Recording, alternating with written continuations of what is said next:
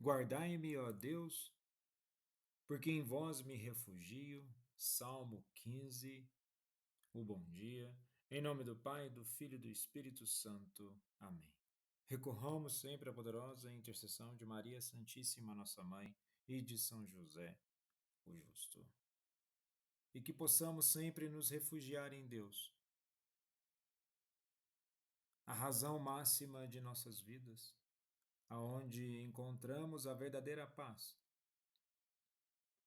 E que assim, vivendo em Cristo, possamos cada vez mais nos conformar com a vontade do Pai e trilhar no verdadeiro caminho da conversão e salvação.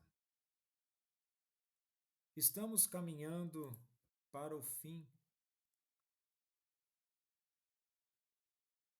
do calendário litúrgico, por assim dizer, do tempo comum. No dia 1º de dezembro, iniciaremos o Advento.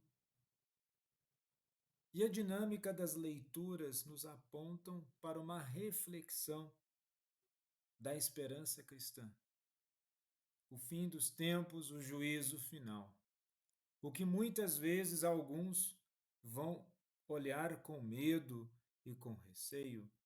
Aqueles que verdadeiramente buscam viver em Cristo, por Cristo e em Cristo, não devem ter medo, mas ter a certeza que a vida futura nos espera em relação àquilo que estamos vivendo no agora. E na primeira leitura de hoje, da profecia de Daniel, capítulo 12, dos versículos 1 ao 3,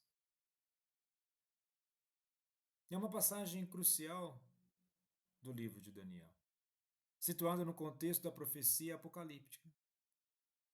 Lembrando que a palavra apocalipse em grego significa revelação. E esses versículos abordam o fim dos tempos, a ressurreição dos mortos e a justiça divina. E nesse sentido, temos o que na leitura aponta para um tempo de angústia, mas o tempo de angústia não é o tempo final.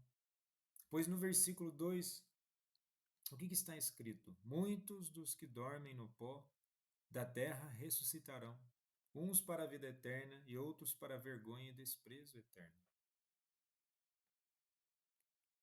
E aqui já indica que a morte não é o fim definitivo, mas um estado temporário.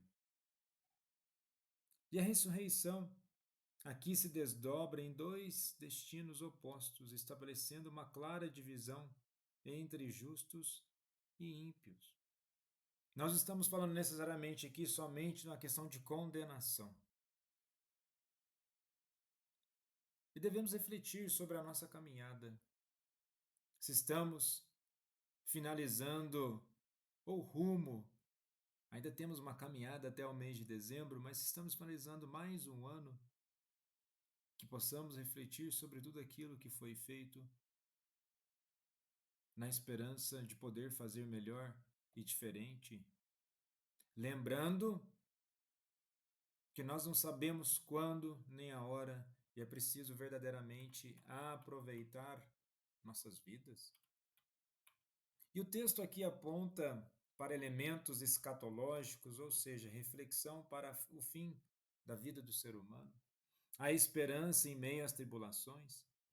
Assim como o povo de Israel enfrentou períodos de grande aflição, muitas pessoas hoje enfrentam crises pessoais, sociais e espirituais. E a leitura também nos aponta para a ressurreição e vida eterna, onde os versículos nos convidam a refletir sobre a importância de viver de forma que nossa vida tenha um impacto positivo nos outros, conduzindo-os à justiça. E nesse sentido, nessa mensagem de esperança, justiça e renovação, assim como está no Salmo, que a nossa vida seja refugiada em Deus. Que nós não tornemos a nossa vida um refúgio naquilo que nós não devemos. Muitas vezes podemos estar refugiados no medo, na desesperança, em vícios, em paixões, no egoísmo, no ódio. Muitas vezes o ser humano tem essa forma de agir, se refugiar naquilo que não deve. Então, novamente, o convite é para nos refugiarmos em Deus, o verdadeiro sentido de nossas vidas. E na segunda leitura de hoje, em Hebreus capítulo 10, os versículos 11 ao 14 e versículo 18, é uma abordagem que aborda a eficácia do sacrifício de Cristo em comparação com os sacrifícios realizados no sistema levítico, ou seja, da lei do Antigo Testamento. E essa seção central enfatiza a singularidade do sacrifício de Jesus e sua implicação para a salvação e o perdão dos pecados. No versículo 12 está: Mas este, havendo oferecido para sempre um único sacrifício pelos pecados, assentou-se à direita de Deus.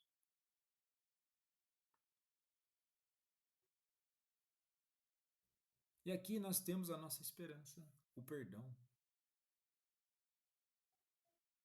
O perdão, a dimensão do amor, da ressurreição, da misericórdia, enfim, temos que ter essa confiança em Deus.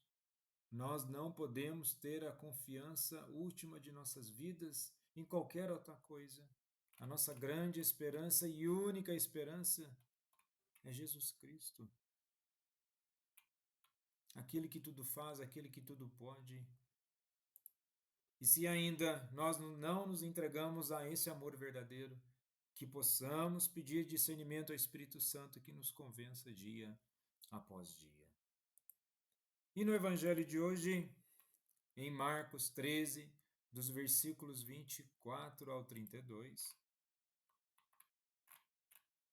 temos uma linguagem própria para indicar o final dos tempos. Jesus nos fala de sua vinda gloriosa.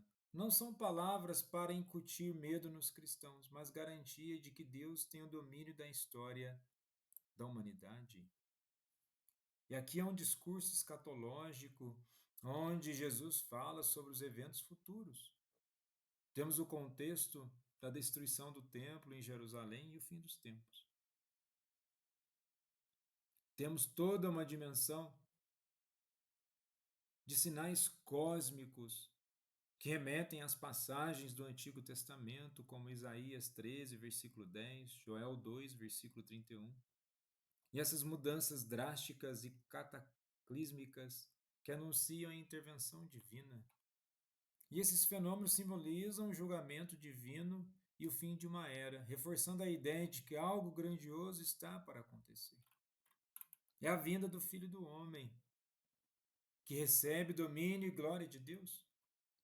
E Jesus se identifica com essa figura messiânica, enfatizando sua realeza e autoridade.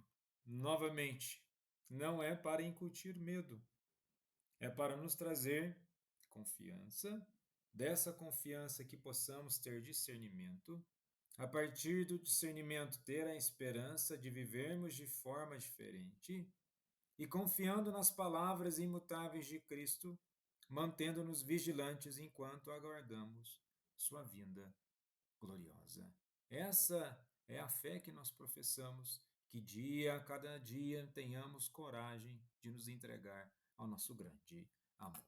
Jesus, manso e humilde de coração, fazei o nosso coração semelhante ao vosso.